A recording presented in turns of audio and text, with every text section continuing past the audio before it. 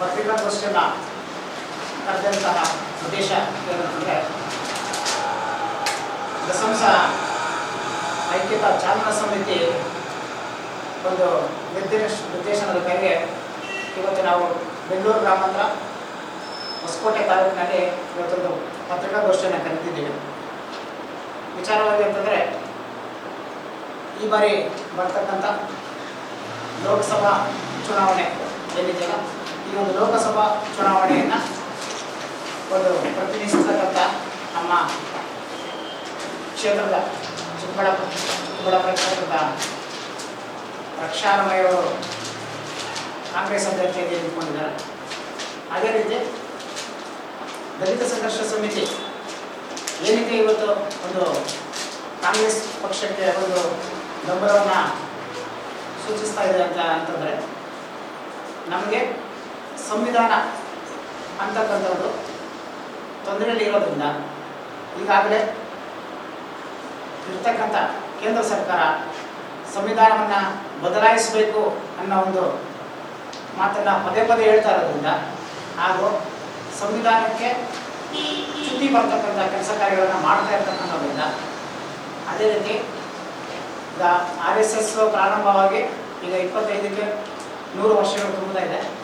ಇದರ ಹಿಂದಿನ ಅಜೆಂಡಾ ಏನಂತಂದರೆ, ಒಂದು ಮನುಧರ್ಮದ ಒಂದು ಸಂವಿಧಾನವನ್ನು ತರಬೇಕು ಅನ್ನುವ ಒಂದು ಹಿಂದಿನ ಹಿಡನ್ ಅಜೆಂಡಾ ಆಗಿರೋದ್ರಿಂದ ಈ ಮುಂದಿನ ಬರ್ತಕ್ಕಂಥ ಒಂದು ಏನಿದೆಯಲ್ಲ ಒಂದು ಎಲೆಕ್ಷನಲ್ಲಿ ನಾವು ಕಾಂಗ್ರೆಸ್ ಪಕ್ಷವನ್ನು ಗೆಲ್ಲಿಸಬೇಕಾದಂಥ ಒಂದು ಅನಿವಾರ್ಯತೆ ನಮಗಿದೆ. ಯಾಕೆಂತಂದರೆ ಈ ಒಂದು ಸಂದರ್ಭದಲ್ಲಿ ಯಾವುದಾದ್ರೂ ಒಂದು ಪಕ್ಷ ನಮ್ಮ ಸಂವಿಧಾನವನ್ನು ಸಪೋರ್ಟ್ ಮಾಡ್ತಾ ಇದೆ ಅಂತಂದರೆ ಅದು ನಾವು ಕಾಂಗ್ರೆಸ್ ಪಕ್ಷ ಅಂತ ನಾವು ಹೇಳಬೇಕಾಗುತ್ತೆ. ಕಾರಣ ಏನಂತಂದರೆ, ಇಲ್ಲಿ ಬರ್ತಕ್ಕಂಥವರೆಲ್ಲ ಸಂವಿಧಾನದ ಬಗ್ಗೆ ವಿರೋಧವಾದಂಥ ಹೇಳಿಕೆಗಳನ್ನು ಕೊಡೋದಾಗಲಿ ಅಥವಾ ವಿರೋಧವಾದಂಥ ಮಾತುಗಳನ್ನು ಆಡ್ತಕ್ಕಂಥದ್ದಾಗಲಿ, ಜನಗಳನ್ನು ಒಕ್ಕಲೆಬ್ಬಿಸ್ತಕ್ಕಂಥದ್ದಾಗಲಿ ಮಾಡ್ತಕ್ಕಂಥದ್ದು ಈ ಸಮಾಜದಲ್ಲಿ ಆಗ್ತಕ್ಕಂಥ ಬದಲಾವಣೆಗಳು ಮಾಡಿ ಹೋಗ್ತಾ ಇದೆ. ಆದ್ದರಿಂದ ನಾವು ಈ ಸಂದರ್ಭದಲ್ಲಿ ಹೇಳ್ತಕ್ಕಂಥದ್ದು, ಒಂದು ಲೋಕಸಭಾ ಚುನಾವಣೆ ಏನಿದೆಯಲ್ಲ, ಇದು ನಾವು ಒಂದು ಜನಜಾಗೃತಿಯನ್ನು ಮಾಡ್ತಕ್ಕಂಥದ್ದು, ರಾಜಕೀಯವಾಗಿ ಜನಜಾಗೃತಿಯನ್ನು ಮಾಡ್ತಕ್ಕಂಥದ್ದು, ಮತಗಳನ್ನು ನೀವು ಕಾಂಗ್ರೆಸ್ ಪಕ್ಷಕ್ಕೆ ನೀಡಬೇಕು ಅನ್ನೋ ಒಂದು ಮನವಿಯನ್ನು ಕೂಡ ನಾವು ಮಾಡ್ತಾ ಇದ್ದೀವಿ. ಕಾರಣ ಏನಂತಂದರೆ, ಈಗಾಗಲೇ ಹೇಳಿದಾಗೆ ನಾವು ಮುಂದಿನ ಒಂದು ಬರುವ ಒಂದು ದಿನಗಳು ಹೇಗಿರುತ್ತೆ ಅಂತಂದರೆ, ಸಂವಿಧಾನ ಇಲ್ಲ ಅಂತಂದರೆ ಎಲ್ಲ ವರ್ಗಗಳಿಗೂ ಸಹ ಒಂದು ದೊಡ್ಡ ಒಂದು ಪೆಟ್ಟು ಬೀಳುತ್ತೆ ಅನ್ನೋದು ಈ ಮೂಲಕ ನಮ್ಗೆ ಗೊತ್ತಾಗುತ್ತೆ.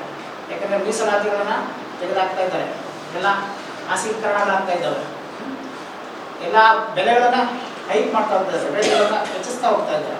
ಹಾಗಾಗಿ ಮುಂದೆ ಒಂದು ನಮಗೆ ಏನು ಒಂದು 2014ರಲ್ಲಿ ಇದ್ದಂಥ ರೇಟ್ಗಳಿಗೂ ಮತ್ತು ಈಗಿರ್ತಕ್ಕಂಥ ರೇಟ್ಗಳಿಗೂ ಜಿಗಜಾಂತರ ವ್ಯತ್ಯಾಸ ಆಗಿದೆ. ಆವತ್ತೊಂದಿದ್ದನ್ನು ಅವರೇ ಹೇಳಿದರು, ಇವತ್ತಿರ್ತಕ್ಕಂಥ ರೇಟ್ಗಳು ಅಕ್ಕಿ ರೇಟ್ ಜಾಸ್ತಿ ಇದೆ, ಎಣ್ಣೆ ರೇಟ್ ಜಾಸ್ತಿ ಇದೆ, ಪೆಟ್ರೋಲ್ ರೇಟ್ ಜಾಸ್ತಿ ಇದೆ, ಸಿಲಿಂಡರ್ ರೇಟ್ ಜಾಸ್ತಿ ಇದೆ ಅಂತೇಳಿ ಆವತ್ತು ಅವ್ರು ಹೇಳಿದರು. ಬಟ್ ಅವ್ರು ಆದ ಮೇಲೆ ಅವ್ರು ಬಂದ ನಂತರ ಈಗೇನಾಗಿದೆ ಅನ್ನೋದನ್ನ ಜನಗಳು ಊಹೆ ಮಾಡಬೇಕಾಗಿದೆ. ಸಿಲಿಂಡರ್ ಬೆಲೆ ಆಗಿದೆ, 200 ರೂಪಾಯಿಯಷ್ಟು ಎಣ್ಣೆ ಬೆಲೆ ಆಗಿದೆ, 100 ಗಡಿ ದಾಟಿರ್ತಕ್ಕಂಥ ಡೀಸೆಲ್ ಪೆಟ್ರೋಲಿಯಂ ಬೆಲೆಗಳಾಗಿದ್ದಾವೆ. ಹೀಗಿರುವಾಗ ಏನನ್ನ ಅವ್ರು ಕಾಪಾಡ್ತಾ ಇದ್ದಾರೆ ಅನ್ನೋದನ್ನ ನೋಡಬೇಕಾಗ್ತಾ ಇದೆ. ಎಲ್ಲ ಸಂಸ್ಥೆಗಳು ಇವತ್ತು ಖಾಸಗೀಕರಣಗಳಾಗ್ತಾ ಇದ್ದಾವೆ. ಇಲ್ಲ ಒಂದು ಕಡೆ ರಾಷ್ಟ್ರೀಕೃತವಾಗಿರ್ತಕ್ಕಂಥ ಸಂಸ್ಥೆಗಳನ್ನೆಲ್ಲ ಖಾಸಗೀಕರಣ ಮಾಡಿ ಇವತ್ತು ಇಲ್ಲಿ ಹೋಗ್ತಾ ಇರ್ತಾರೆ ದೇಶ ಅನ್ನೋದನ್ನ ನಾವು ಯೋಚನೆ ಮಾಡಬೇಕಾದ ಸಂದರ್ಭ ಇರೋದ್ರಿಂದ, ನಾವು ಈ ತಾಲೂಕಿನ ಮತ್ತು ನಮ್ಮ ಈ ಕ್ಷೇತ್ರದ ಚಿಕ್ಕಬಳ್ಳಾಪುರ ಕ್ಷೇತ್ರದ ಬೆಂಗಳೂರು ಗ್ರಾಮಾಂತರ ಜಿಲ್ಲೆಯ ಮತದ ಭಾಗಗಳಲ್ಲಿ ನಾವು ಕೇಳ್ತಕ್ಕಂಥದ್ದು, ಒಂದು ನಾವು ಈ ಸಂವಿಧಾನವನ್ನು ಉಳಿಸ್ಕೊಳ್ಬೇಕು ಮತ್ತು ಹಿಂದುಳಿದ ವರ್ಗ ಅಸ್ಪೃಶ್ಯರು ದೀನದಲಿತರ ಬಗ್ಗೆ ಒಂದು ಕಾಳಜಿ ಇರ್ತಕ್ಕಂಥ ಒಂದು ಪಕ್ಷ ಅಂದರೆ ಅದು ಕಾಂಗ್ರೆಸ್ ಪಕ್ಷ ಆಗಿರೋದ್ರಿಂದ ಅದಕ್ಕೆ ನಾವು ಬೆಂಬಲವನ್ನು ಸೂಚಿಸಬೇಕು ಮತ್ತು ಶ್ರೀಯುತ ರಕ್ಷಾರಾಮಯ್ಯ ಅವರನ್ನು ಈ ಬಾರಿಗೆ ನಾವು ಗೆಲ್ಲಿಸ್ಕೊಳ್ಬೇಕು ಅಂತ. ನಮ್ಮ ಹೆಸರು ಸಿ ನಾರಾಯಣಸ್ವಾಮಿ, ದಲಿತ ಸಂಘರ್ಷ ಸಮಿತಿ ಕರ್ನಾಟಕದ ಬೆಂಗಳೂರು ಗ್ರಾಮಾಂತರ ಜಿಲ್ಲಾ ಸಂಘಟನಾ ಸಂಚಾಲಕ. ಹಾಗಾಗಿ ಮಾಧ್ಯಮದ ಉತ್ತರದಲ್ಲಿ ನಮ್ಮ ಮುಂದೆ ಸಾಮಾನ್ಯವಾಗಿ ತಮಗೆಲ್ಲ ಗೊತ್ತೇ ಇದೆ, ಇಲ್ಲಿಗೆ 33 ವರ್ಷಗಳ ಕಾಲ ಆಯಿತು ನಮ್ಮ BJP ಸರ್ಕಾರ ಹೊರಗಿತ್ತು. ಇಲ್ಲಿವರೆಗೂ ನಡೆದಿರ್ತಕ್ಕಂಥ ವಿಚಾರಗಳು, ಅನ್ಯಾಯಗಳು, ಅಕ್ರಮಗಳು ಪ್ರತಿಯೊಬ್ಬರಿಗೂ ಗಮನದಲ್ಲಿದೆ, ಹೊಸದಾಗಿ ನೀಡಬೇಕಾಗಿಲ್ಲ. ಹೋದ ಸಾರಿ ಒಂದು ಎಲೆಕ್ಷನಲ್ಲಿ ಒಂದು ಮಾತಾಡ್ತಾರೆ, 22ನೇ ಇಸ್ವಿ ಒಳಗಡೆ ಕರ್ನಾಟಕವನ್ನು ಗುಡಿಸಲು ಮುಕ್ತ ರಾಜ್ಯವನ್ನಾಗಿ ನಾನು ಮಾಡ್ತೀನಿ ಅಂತಕ್ಕಂಥ ಘೋಷಣೆಯನ್ನು ಮಾಡಿ ಅವ್ರದ್ದೇ ಆದಂಥ ಒಂದು ಬಾಂಡನ್ನು ಕೂಡ ತಯಾರು ಮಾಡಿ ಎಲ್ಲ ಬಡವರಿಗೂ ಕೂಡ ವಚನೆ ಮಾಡ್ತಕ್ಕಂಥ ಕಾರ್ಯ ಮಾಡಿ. ಆದರೆ ಹಿಂದೆ ಒಂದು ವರ್ಷಕ್ಕೆ ಇಷ್ಟೇ ಕೋಟಿ ಉದ್ಯೋಗಸ್ಥರನ್ನು ನಾನು ಕೊಡ್ತೀನಿ, ಅವರಿಗೆಲ್ಲ ನಾನು ಸಹಾಯ ಮಾಡ್ತೇನೆ ಅಂತಕ್ಕ ಘೋಷಣೆ ಕೂಡ ಮಾಡ್ತಾರೆ. ಆದರೆ ಸ್ನೇಹಿತರೆ, ಇಲ್ಲಿವರೆಗೂ ಎಷ್ಟು ಜನ ನಮ್ಮ ಉದ್ಯೋಗಸ್ಥರು, ನಮ್ಮ ನಿರುದ್ಯೋಗಿಗಳಾಗಿದ್ದಾರೆ? ಅಟ್ಲೀಸ್ಟು 30 ವರ್ಷದಲ್ಲಿ ಅವರು ಬಂದಂಥ 10 ವರ್ಷ ತಗೊಳ್ಳೋಣ, ಎಷ್ಟು ಬಡವರಿಗೆ ಕೆಳಬಡವರಿಗೆ ಮನೆ ಮಠ ಕಟ್ಟಿದ್ದಾರೆ? ಯಾವುದೇ ಏನು ನಡೀತಾರೆ? ಯಾಕೆ ಪ್ರಭುತ್ವದಲ್ಲಿ ಈ ಬಡವರು, ಅಂಬೇಡ್ಕರ್ ಹೇಳಿದ್ರು, ಬರೀ ಒಬ್ಬರೇ ಸಮುದಾಯಕ್ಕೆ ಅವರು ಸಂವಿಧಾನವನ್ನು ಬರೆಯಿಲ್ಲ. ಎಲ್ಲ ಸಮುದಾಯದಲ್ಲಿ ಬಡವರಾಗಿರ್ತಕ್ಕಂಥ ಪ್ರತಿಯೊಬ್ಬರಿಗೂ ಸರ್ಕಾರಿ ಸೌಲಭ್ಯ ಸಿಗಬೇಕು, ಮೂಲಭೂತ ಹಕ್ಕು ಸಿಗಬೇಕು ಅನ್ನೋಂಥದ್ದು ಅಂಬೇಡ್ಕರ್ ತತ್ವ ಸಿದ್ಧಾಂತದ ಬರೆದಿರ್ತಕ್ಕಂಥ ಬರವಣಿಗೆ. ಇದು ಸಾಮಾನ್ಯವಾಗಿ ಎಲ್ಲರಿಗೂ ಗೊತ್ತಿದೆ. ಯಾಕೆ ಜಾತಿಯನ್ನು ಒಡೆಯೋದು, ಮನುಷ್ಯನನ್ನು ಒಡೆಯೋದು, ವ್ಯಕ್ತಿಯನ್ನು ಒಡೆಯೋದು, ಇದೆಲ್ಲ ಮಾಡಿ ರಾಜ್ಯ ಆಳ್ಬೇಕನ್ನೋಂಥದ್ದು ಸ್ಥಿತಿ. ಆಳ್ಬೇಕಂದ್ರೆ ನೇರವಾಗಿ ಅವರು ರಾಜಕೀಯ ಆಳ್ಬೇಕಂದ್ರೆ ವ್ಯಕ್ತಿಗತವಾಗಿ ಅವರು ಈ ಮನುಷ್ಯ ನಮ್ಮಿದೆ, ನಮ್ಮ ಸೇವೆ ಮಾಡೋಕ್ಕೆ ಬದಲಾಗಿದ್ದಾರೆ ಅಂತಕ್ಕಂಥ ಜನ ಅಭಿಪ್ರಾಯದ ಮೇಲೆ ಆಯ್ಕೆಯಾಗಿ ಬಂದು ಜನಸೇವೆ ಮಾಡ್ತಾರೆ. ಅವರು ಬೇಕಾದಷ್ಟು ಕೋಟಿಗಳನ್ನು ಲೂಟಿ ಮಾಡಿ ಎಲ್ಲೋ ಒಂದು ಕಡೆ ಸ್ಪ್ರೇ ಮಾಡಿಕೊಂಡು ದುಡ್ಡು ಕೊಟ್ಟು ಓಟ್ ಕೊಂಡ್ಕೊಳ್ಳೋಂಥ ವ್ಯಕ್ತಿ ಎಷ್ಟು ಮಾತ್ರ ನಮ್ಮ ಜನಸೇವೆ ಮಾಡ್ತಾರೆ, ನಮ್ಮ ಬಡವರ ಮೇಲೆ ಎಷ್ಟು ಮಾತ್ರ ಕಾಳಜಿ ಇದೆ ಅನ್ನೋದನ್ನು ತಾವುಗಳೆಲ್ಲ ಹೆಚ್ಚು ಮಾಡಿ ಮತ್ತು ತಾವುಗಳೆಲ್ಲ ಗಮನಿಸ್ತೇವೆ. ಪ್ರತಿಯೊಂದು 330 ದಿನ ಏನು ನಡೀತಾ ಅನ್ನೋದು ತಮಗೆಲ್ಲ ಗೊತ್ತಿದೆ. ಇವತ್ತಿನ ಪರಿಸ್ಥಿತಿ, ಏನೇ ಒಂದು ಸಣ್ಣ ಒಂದು ವ್ಯವಹಾರ ಮಾಡಬೇಕಂದ್ರೆ ಹೋರಾಟ ಬೇಕು, ಒಂದು ಮನೆ ಮಾಡಬೇಕಂದ್ರೆ ಹೋರಾಟ ಬೇಕು, ಒಂದು ತಾಲೂಕು ಆಫೀಸಲ್ಲಿ ಪೇಪರ್ ಮಾಡಬೇಕಂದ್ರೆ ಹೋರಾಟ ಬೇಕು. ಪ್ರತಿಯೊಂದು ಹೋರಾಟದ ಮೂಲಕ ಪಡ್ಕೊಳ್ಬೇಕಾದ್ರೆ 75 ವರ್ಷಗಳ ದಾಟ್ತಾ ಇದೆ ಸ್ವತಂತ್ರ ಬಂದು. ನಮ್ಗೆ ಎಲ್ಲಿ ಸ್ವತಂತ್ರ ಸಿಕ್ಕಿದೆ ಅಂತ ನಾವು ಯಾರನ್ನು ಕೇಳಬೇಕು ಅನ್ನುವಂಥ ಪರಿಸ್ಥಿತಿ ನಮ್ಮದಾಗಿದೆ.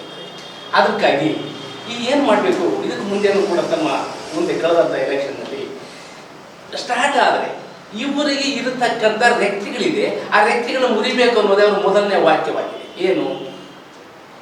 ಸಂವಿಧಾನದಲ್ಲಿರ್ತಕ್ಕಂಥ ಕೆಲವು ಆಜ್ಞೆಗಳೇನಿದೆ ಇದನ್ನು ಕಸಿಬೇಕು, ಇದಕ್ಕೆ ಮೂಲಭೂತ ಹಕ್ಕುಗಳು ಸಿಗದಂತೆ ಮಾಡಬೇಕು. ಯಾಕೆ ಅಷ್ಟೊಂದು ದ್ವೇಷ ಏನು ಮನುಷ್ಯರ ಮೇಲೆ?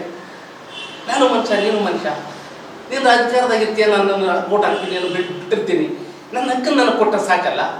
ಅಷ್ಟು ಹೋರಾಟ ಮಾಡಿ, ದುಡ್ಡನ್ನು ಬ್ಲಾಕ್ ಮಾಡಿ, ಇನ್ನೊಂದು ಕಡೆ ಒಬ್ಬನ CD ಕಳಿಸಿ, ಇನ್ನೊಬ್ಬನ ಮೇಲೆ CID ಕಳಿಸಿ, ಅವನು ಬ್ಲಾಕ್ ಮಾಡಿ, ತೊಂದರೆ ಕೊಟ್ಟು ಅಷ್ಟು ಚಮತ್ಕಾರ ಮಾಡಿ ಓಟ್ ಮಾಡ್ಕೋಬೇಕನ್ನೋಂಥ ಅನಿಸಿಕೆ ಏನದೆ ಸಮಾಜದಲ್ಲಿ? ಪ್ರತಿಯೊಬ್ಬನು ಮಾನವನೇ ಅಲ್ಲ, ಪ್ರತಿಯೊಬ್ಬನಿಗೂ ಮಾನವನಿಗೆ ಬದುಕಬೇಕು ಅನ್ನೋ ಹಕ್ಕು ಬೇಕಲ್ಲ. ಮನುಷ್ಯನಿಗೆ ಏನು ಬೇಕು?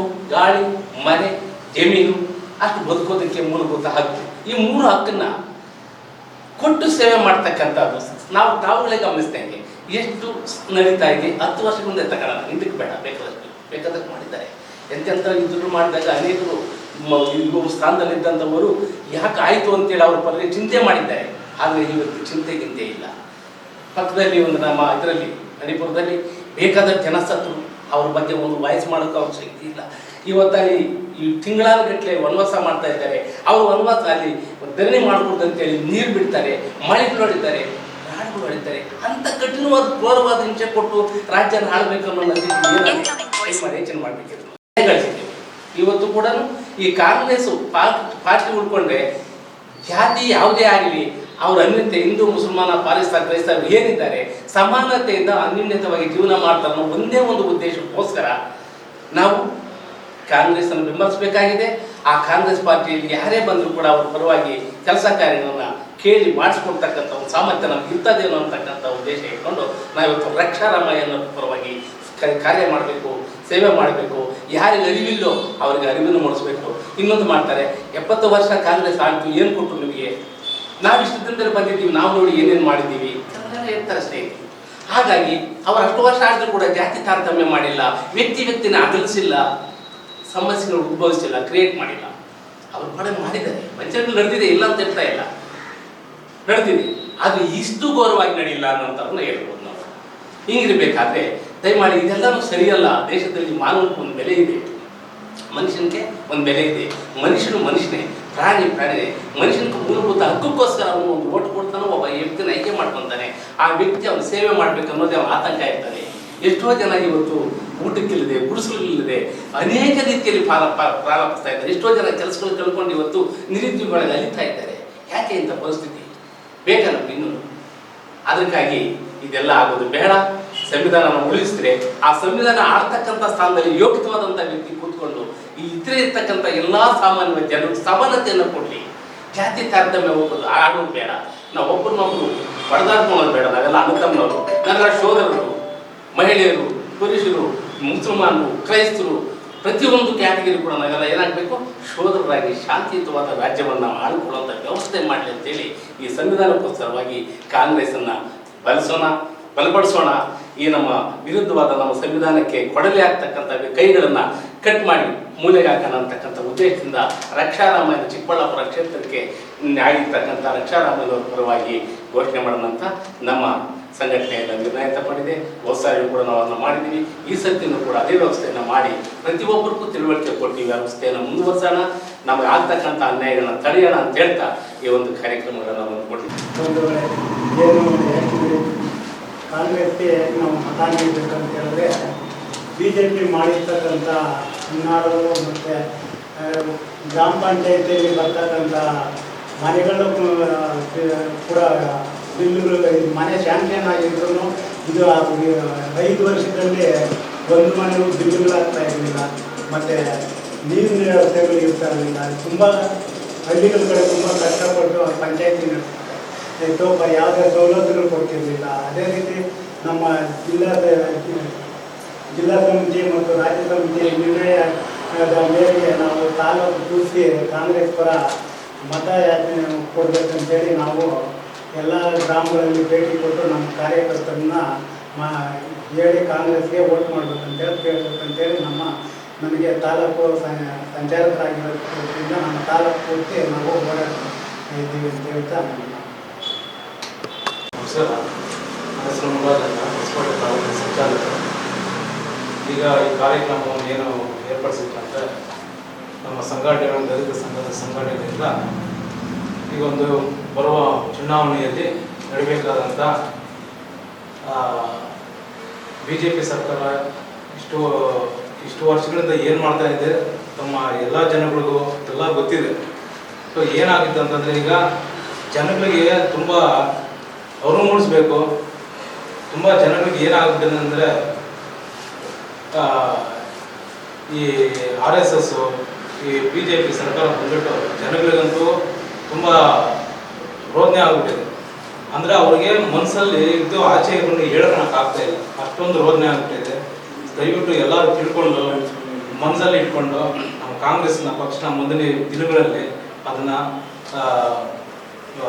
ಜೈಗಿಲಿಸ ಮಾಡಿ ತುಂಬ ಮನಸ್ಸಲ್ಲಿ ಇಟ್ಕೊಂಡು ನಮ್ಮ ಈ ಕಾರ್ಯಕರ್ತನವನ್ನು